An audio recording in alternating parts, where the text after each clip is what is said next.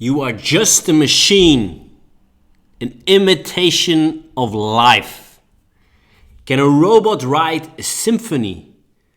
Can a robot turn a canvas into a beautiful masterpiece?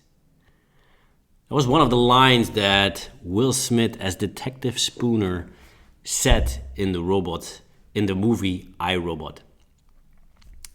My name is Jürgen Moors.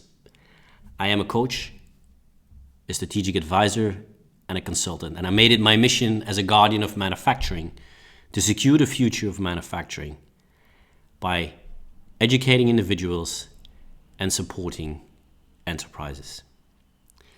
Now, I started off with this quote because today I want to talk about robots, because robotics is one of the innovative technologies that will boom in the years to come. And on the other side, I want to focus on the individual. Why, as an individual, as an entrepreneur, would you focus on new technologies? And how do you do that? Let me position myself about a decade back. You could find already robots, you could find welding robots in the car manufacturing. But it was the age where the first trials with robots for inspection and maintenance in the oil and gas industry and in the chemical industry were coming up. And the question was, can we embark as a company there as well? I was working for a chemical company. And how do I bring my colleagues in this huge company, this large manufacturing site so far that they will step into this? So I had to make sure that it would be more than just one robot, because it's so easy when you make it very, very practical and narrow it very, very down to one example to say yes or no, a believer versus a non-believer. So I started to think about, okay, where do I want to go? What's the vision behind it? And how can I take those people into the world of robotics without in the beginning already starting to say from, the chemical industry and robots, this will never happen. So I had to make sure that the aspect of robot always stayed as long as possible behind. So I had the opportunity to talk to a lot of my colleagues in an internal session, and I was able to give a presentation down there. And I started it off like I Have a Dream, the I Have a Dream speech by Martin Luther King. I have a dream that. And then I showed them a snake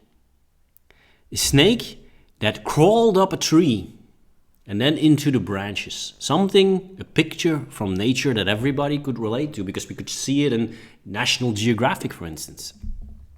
And then I made the transfer and I said, well, if this is possible, and if you look at the tree and you look at the pipe racks and how they are on our steel beams, basically the steel beam is a steel tree on which pipes are resting. And now imagine that this is not a real snake, but a snake robot. And there were pictures where you could see a snake robot going up a tree, an actual tree. So the step towards going up our pipe racks and using a robot was not that far anymore. The same example I used from snakes that were swimming in a pond. The water snakes that we all know, the ocean snakes. And I again showed them the vessels, the tanks that we had. And then I put in there the so-called snake. And I showed them an actual snake that was swimming in a pool, in a swimming pool. And then I showed them an example of a huge wall. And against this huge wall, you see a lizard going up. And then I showed them the steel walls that we have in tanks and pressure vessels. And then I showed them how certain type of robots with the aid of magnetism also crawl up. So the distance was not so small. So now you could see that something that happens in nature and something that they could relate to, there's also something that could happen to our industry. So the bridge, or the gap basically, between nature and the industry, I bridged with this vision of where we could go to. And then I showed them already the robots that already existed. Some were, of course, still in demonstration phase or in laboratory phase and still had to be developed. And there would be some time before we'd actually get to the point where it would be industrialized. But impossible was no longer on the table. It was possible. The question is, how long did we take, or would we take? And that's how we also embarked in most of the projects, because the goal was for us to, as an organization, and for me as a person, to bring us forward by embarking in European funded projects to get from this demonstrator phase or a very low TRL level into a higher TRL level before you could actually start deploying it on our site. But taking away the first problem of something is impossible and making it with these parallels possible made my life a lot easier, because now I could frame from, okay, something is possible, it is no longer in the world of impossible, and now we just have to put a time frame and we could experiment. And you could also tell from, okay, what we will get. You've seen those robots. Those are demonstrator robots. They can fail. They will not run your task from the first time. They can fail.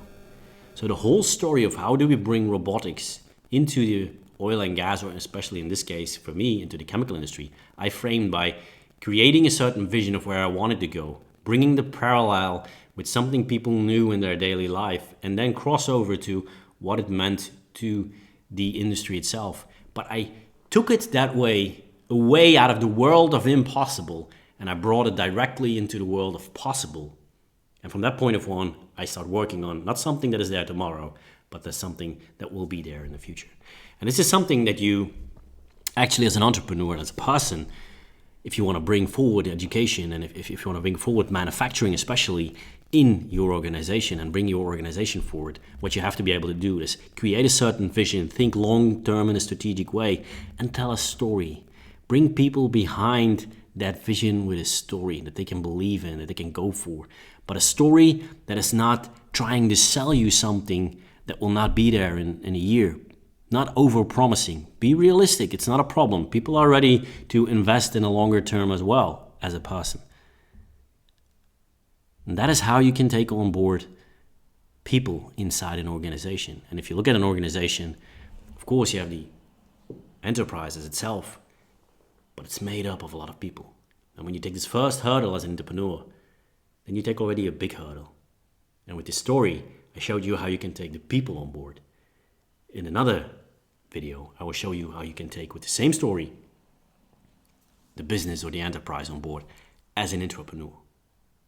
So, dreaming, bringing the dream into reality, and showing that impossible has moved into the world of possible is a very important step if we want to bring manufacturing forward. If we as entrepreneurs, intrapreneurs in large organizations, want to bring manufacturing forward.